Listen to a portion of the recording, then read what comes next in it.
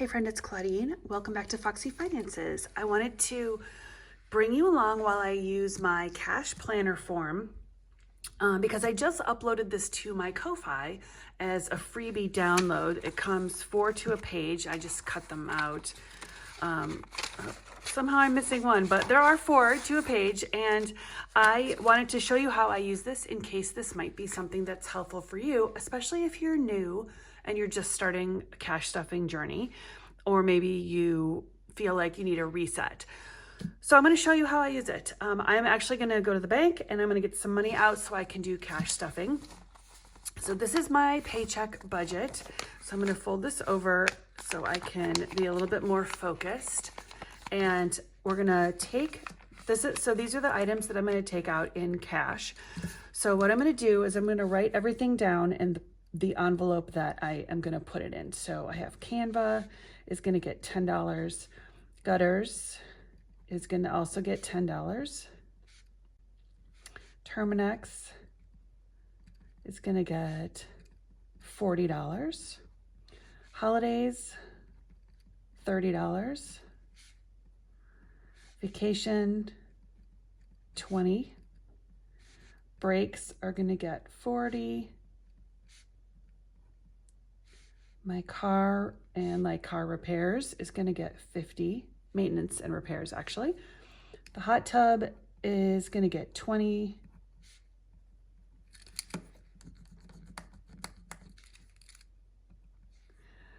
The lawn is going to get $200. I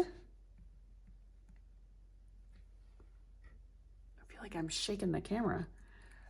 Gas for the car is going to get $140. Amazon spending is going to get $50.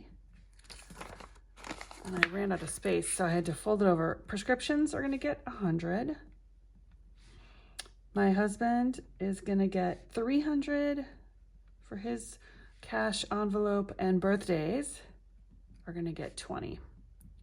So that's a lot. And this should total $1,030, but I'm not sure if I included all of these, so I'll have to do the math again. But for now, that's not super important. What I am going to do is make sure that I get the denominations correct on this cash planner. All right, so the way that this works is you decide what items you're going to put into which envelopes and the amount that you're going to take out of the bank, and then this is where you put which denomination of bills you want it to be.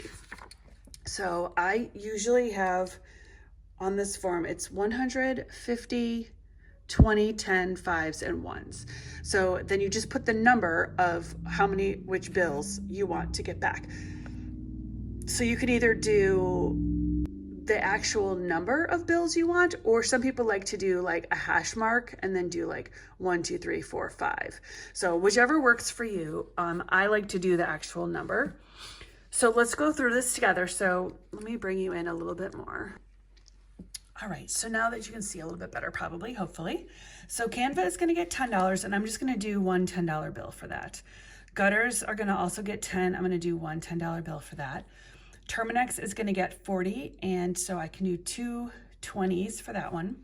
Holidays are $30, but those are going into my multiple envelopes for saving, and I do $5 into each envelope. So if I do $30 divided by 5, that is going to be 6. So I need to put 6 $5 bills for holidays. Vacation is going to get 20, and that can just be one $20 bill. Breaks, I do $20 in each fall break and spring break envelopes, so I can take out 2 20s for that. My car is $50, and that is a long-term sinking fund. Actually, most of these are all long-term sinking funds to some degree. So car can just get $150 because I'm not going to need to spend that, hopefully, fingers crossed. Hot tub gets a 20, and so that I just need one $20 bill. The lawn is going to be $200. I will take that out in hundreds. So I'm going to put 2 for hundreds because I don't want small bills for that, because I pay that every month and I like to just have it, put it right back into the bank.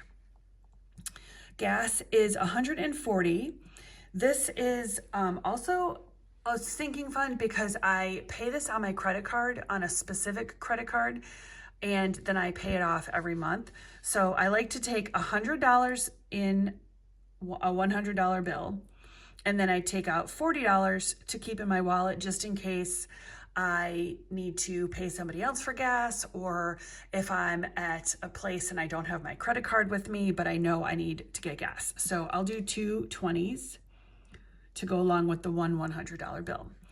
Amazon gets 50, and again, sinking fund, so I'm gonna just get one $50 bill. Now, this is actually the one I could for Amazon, I could break it up into like two 20s and a 10 or even five 10s. And that way, when I buy something online, I can right away take that and put it into my back to the bank envelope. But because I'm not expecting to need to buy anything right now, I'd like to just have it as a $50 bill. It's a little bit easier for me to not spend the larger bills. And that's kind of what I'm focused on right now, is really trying not to spend a lot. So whatever I need to do, the little tricks that I do for myself, one of them is having large bills.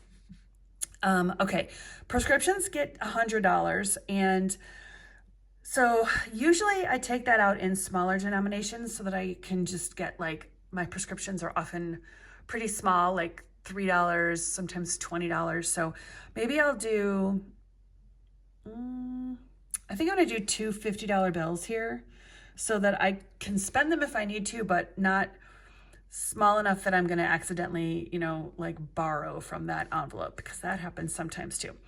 Husband gets $300, and this one's a little bit more complicated. I might need to go grab a calculator. Let me think about this for a minute. I think, you know what, just to make this easy, I'm gonna just do $50 bills. So we'll do six of them. So six $50 bills, that makes 300. And then birthdays is 20, so I can do a 20 for that. All right, so the next step here is to, and I leave this form without like a totals column, just in case you have a little bit more than is space for here, so you're not locked into totaling at a certain place. What I like to do is I just like to draw a line here, and then I literally just go down and I tally it up. So from here, I've got $300 bills. From the 50s, I have 1, 2, 3, 4, and 6 is 10. I have 20s, I've got 2, 3, 4, 5, 6, 7, 8, 9. 10s, I have 1, 2. 5s, I have 6. And 1s, I have 0. As I see this, I'm wondering if I should have maybe saved some money out for sinking funds, but I think I'm planning on using like side hustle money for sinking funds this month. So, all right, so for now, this is good. So the second step that I do after I've done all of this, the second part, or maybe third or fourth part, is that I add up how much this should cost. So I put it onto a second sheet. So hold on, let me go grab that. All right, so I went to go get one of these. This is my cash breakdown slip. So this is the cash planner, and then you transfer it onto a cash breakdown slip, and you pretty much just put what I'm doing here onto this. So when you go to the bank, you can give this to the teller, and it's really easy for them to just make the money for you and not have to ask you, how do you want your money back? So it's all right here. They can reference it. You can use it over and over and over again, because this one I've laminated, and so if I use a Sharpie on it, then I can reuse it. And I've got to find my Sharpie. Here we go. You can clean it off, but if you don't want to laminate it, I have these in my Ko-Fi shop also, and these are free, and there's just a free download, so you can just print out a full sheet of these, and then you can use pencil and erase them, or you can just, recycle it when you're done. So let's go ahead and we'll kind of do this part in addition to doing the math on it. So let's see, how can I do this so you can see everything? Okay, so we've got $300 bills. So I'm gonna put $100 bills 3, and that is gonna be 300. And then I've got 10 $50 bills. So I know the math is not as hard for some people, but I like to just do it with the calculator just to be 100% sure. So I've got $50 bills and I need 10 of them. So that's $500. So I'm going to put 10 $50 bills and 500. And then I've got 9 $20 bills. And that's 180. So 9 $20 bills for 180. Then I've got 2 10s. So that's 20. And I've got 6 $5 bills, which is 30. And 0 ones. So when it's filled out, it will look like this. And then I'm going to just add it all up. So we have 30 plus 20 plus 180 plus 500 plus 300. And that is $1,030. 1030. And that, coincidentally, is exactly what I've got here. Exactly what I've got right here. $1,030. So this tells me that my math here is the same as my math here and the same as my math here. So I've got checks and balances to make sure that everything comes out the way I need it to. And this is what I'm going to take to the bank, and I'm going to get some cash, and then I can come home and I can cash stuff my sinking funds. So if you're interested to see what sinking funds I use and what I'm actually stuffing with cash versus the ones that I have like digitally or virtually online for sinking funds, then I would love to have you come back for my next video, probably this weekend, because tomorrow is going to be Friday and we will definitely have a Frugal Friday video. So for now, this is all I've got. I'm heading out to the bank so I can go get some cash before they close.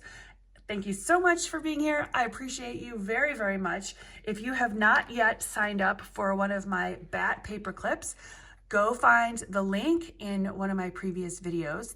If the link is active, there are still a few available, and I'll see you in the next one.